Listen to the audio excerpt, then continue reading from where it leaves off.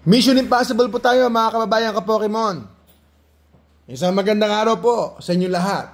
Welcome po kayo sa Jesra Trading. At pagpasensya nyo na po kami, hindi po kami nakapag-live or nakapag-upload po ng videos consistently. Sobrang busy lang po. At patuloy po tayo nag-aasikaso ng mga customers natin. Kaya isang mapagpalang araw po sa inyo lahat, mga ka-Jesra po natin. Maraming salamat po sa inyong patuloy na pagsubaybay at sa inyong pagsuporta po. Malaking bagay po sa amin ang inyong comment, ang inyong like, ang inyong pagsasubscribe po. I-share nyo po ang ating stream or ang ating uploaded videos dahil po ay meron po tayong grand giveaway this coming March 1 or 2. So, depende po kung kailan po tayo meron bakante. Mga kaibigan, crazy market po talaga ang nangyayari ngayon sa Pokemon. Ito po ay nabuksan na po. Nabuksan na po ito. Teens na lang po yan. Nakakuha po tayo ng ilang piraso. And then, binibenta po ng mga scalpers ngayon ng at least around double the price. Pero tayo hindi natin binibenta. Inopen na lang po natin. And then nag-hope tayo na makakuha ng mga gandang cards, pero unfortunately ay hindi po ganun kaganda talaga yung mga pulls natin. Hindi man tayo makachamba, hindi tayo makaswerte po. Pero okay lang. Tuloy lang po tayo mga kaibigan. Meron po tayong small restock ng 151 bundle. At ang nangyayari po ngayon ay madali nyo na po. If you have the budget, if you have the funds, kunin nyo na po ngayon yung mga products na gusto niyo dahil in 2 weeks or around a month ay nagbabago talaga ang pricing ngayon. Nahihilo na rin po ako kung paano ako magpa-price at kung paano ako magbebenta kasi nga po every 2 weeks or so ay tumataas po ang presyo namin dahil po sa market, market fluctuation. At tulad po ng nangyayari ngayon sa mga promo cards po ng Obsidian. Obsidian Flames. Ito po. Yung promo card po ng Obsidian Flames, mga kaibigan. Yan. Yung promo card po nito, I do believe na nasa 1.5 na po or 2,000. Ganyan na po kamahal si Charmander. Promo card pa lang po yun. 1.5 or 2,000. So, ganoon na po. Hindi ko po pwede makita natin yung promo. Yan na po yung pricing nito. So, promo card lang po. Ganoon na po yung halaga nun. Kaya, may premium na po talaga yung Obsidian Flames ETB. And then, pwede rin siya maging grading play. Kung target po ninyo yung PSA 10. Pero, syempre, there's always a risk. Bubuksan natin ito. Tapos, yung promo card niya, i-expect natin or mag-hope tayo na ito po ay quality, no problem, perfect condition. Tapos magkakaroon tayo ng PSA 10. I think, very good play din po ang Paldea Evolve. Based po sa nangyayari ngayon. Ito, tignan muna natin bago tayo mag-usap patungkol sa Paldea Evolve, mga kaibigan. Ito po ang Charmander. Regular lang po ito. Regular ETB. Iba na naman po ang price ng Pokemon Center. So, ganyan na po ang merkado ngayon, ang nangyayari ngayon, mga kaibigan, mga ka-Pokemon. So, ito ay TCG player. Hindi ko lang kung gaano ka-accurate, but one of the basis po natin ng prices ito. So, kung ganyan po ang presyo nun, nasa almost 2,000 pesos na po. So, the card alone ng Obsidian Flames ETB, yung promo card na ito, may presyo na po kaagad.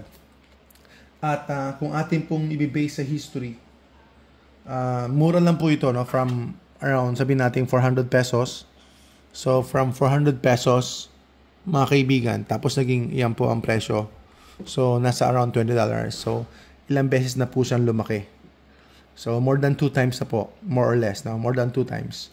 Tapos, ang isa sa mga main item din po, mga kaibigan, yung Snorlax. Yung Snorlax ng promo 151.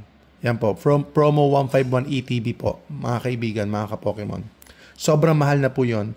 Sabi ko po sa inyo, Yun lang po ay binibenta ko lang ng less than 100 pesos. Nung bumagsak po talaga yon. Pero ngayon ay may mga nagbebenta na po ng 600 pesos or ng 700 pesos. Sealed promo na 151. So, pwedeng paki-check. Ayan, paki-check natin. Ang pricing po ng Snorlax 051, ito po, mga kaibigan. So, 858, yan po yung current listing. So, yan po ang presyo, 690. Yan po yung 151 promo. So, imagine nyo po, nag-dip siya ng 50 cents. Ayan, kita nyo po. Nag-dip po siya ng 50 cents. Tapos, ang price na po niya ngayon ay nasa, sabihin natin $7 or $8. So, 50 cents. So, ilang times na po yun, mga kaibigan, mga ka-Pokemon. So, kung nag-dip po siya ng 50 cents, so, nag-times 10 na po siya. Mahigit times 10 na po ang presyo ng product na ito. So, binenta ko lang siya ng less than 100 pesos. Tapos ngayon, may mga nagbibenta ngayon ng mga less than 100 pesos, 105, gano'n, parang gano'n. So, yun yung pricing natin. Sana bumili na lang ako ng marami. I didn't realize na yun pala ang mangyayari sa card na ito. At least nakapagtabi ako ng konti, pero I think it's not enough. Ganyan na po ka-popular ang Snorlax na ito. So, nag-dip ito ng, ano bang date yan? 3 months pa lang yan. Tingnan nyo. 3 months pa lang po yan, mga kaibigan, no? November 28. Yan po ay $1.64. Actually, nakalagay dito 60 cents. Yan po yung presyo niyan. So, 3 months pa lang po ito. So, tignan natin yung 6 months niya. So, 6 months niya. Ayan, yung sabi ko sa inyo, nag-dip siya ng around, mga 50 cents. Base po sa nakita ko kanina. So, ganyan po, mga ka-Pokemon na nangyari. More or less, times 10 na po yung presyo nito. More or less, times 10 na po yung presyo nito. Kung 858 na po yung presyo, grabe po ang itira sa mga promo cards. Ganoon din po ang Paldea Evolve. Ang Paldea Evolve din po, meron din po siyang grading play. Pwede rin po siya mag-grading play, mga kaibigan, mga ka-Pokemon. So, may potential din po ito, yung promo niya, at saka yung Magikarp. Yung Magikarp, merong grading play, kasi, ito po ay $200 mahigit ngayon. So, more or less sabihin natin 13,000, 12,000 or more. Tapos, yung PSA 10 niya ay nabebenta ng around 1,000, sabihin natin $1,600, ganyan. So, meron siyang grading play, yung Magikarp. So, ito rin po yung promo niya, yung starter Pokemon. Ayan, starter Pokemon po. Very popular po ito ever since, kaya lagi po akong sold out. Sold out po talaga yung mga promo na yan. So, isa rin po sana na ginawa natin ay bumili tayo ng maraming mga cards na promo, yung sealed, especially yung sealed, or kahit hindi sealed, kung ano po available. Tapos, bulk talaga ang bilihan. Maramihan talaga ang bibilhin. Ever since naman, mga ka-Pokemon, na popular talaga itong Pikachu. Tapos, mayroong mga starter Pokemon na nandito. Quaxly, Sprigatito, at saka Fekoko. Yan. Magkano ba ito? Wala pa tayong ano. Ayan po. Ayan din po yung presyo niya. So, sabihin natin more or less, in 3 months time, ay may 3 times na po. So, yan ang kwento niyan. Yan ang kwento niya, no? Kung nakuha nyo ng 250, 270, estimate lang naman po yan eh. So, may nakakuha ng 175. Nag-triple na po yung price niya. At least. Mga kaibigan, mga ka-Pokemon. So talo talaga ang stock market o kahit anong investment yan. Kung natsambahan mo. So tsamba-tsamba lang naman po ito. Hindi to for sure. Hindi to 100%. So in the next few months, hindi na po natin alam ang kapalaran nito. Mag-speculate na lang po tayo. Speculation po. Hula-hula na lang po tayo. Ang alam ko, isa rin sa mga gustong-gusto kong card noon, yung Greninja na Celebrations na promo din. Promo din po sa ETB ng Celebrations.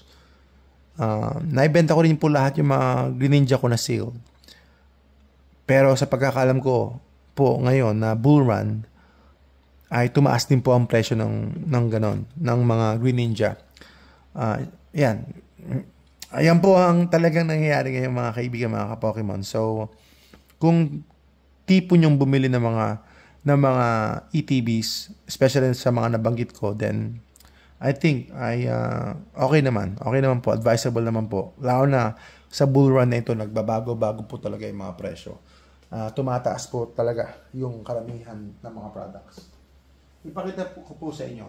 Meron po tayong 151, tapos meron po tayong Rebel Clash. Kung interested po kayo, ay available po yan sa ating maliit na store or through FB. Message nyo lang po kami. Mga kaibigan, mga ka-Pokemon. At yan po yung sharing ko sa araw na ito. Maraming salamat sa patuloy niyong pagsuporta. Yung SNV, marami po mga promo cards yan. So, i-analyze nyo lang po kung ano sa tingin nyo yung type nyo, yung gusto niyo, yung may mga potential. Sa Sword and Shield po, wala naman po masyadong available na may mga promo cards. Usually, wala. Ang alam ko ay meron lang yung mga specialty set. Ganon. Tulad po ng Crown Zenith, o kaya Celebrations. Ayan po mga ka-Pokemon. Isang mapagpalang araw po sa inyong lahat. At Mission Impossible po tayo. Share nyo po ang ating stream. Like nyo po. Comment po kayo. Salamat po. Salamat po. Isang mapagpalang araw sa inyong lahat, mga kaibigan. Mga ka-Pokemon.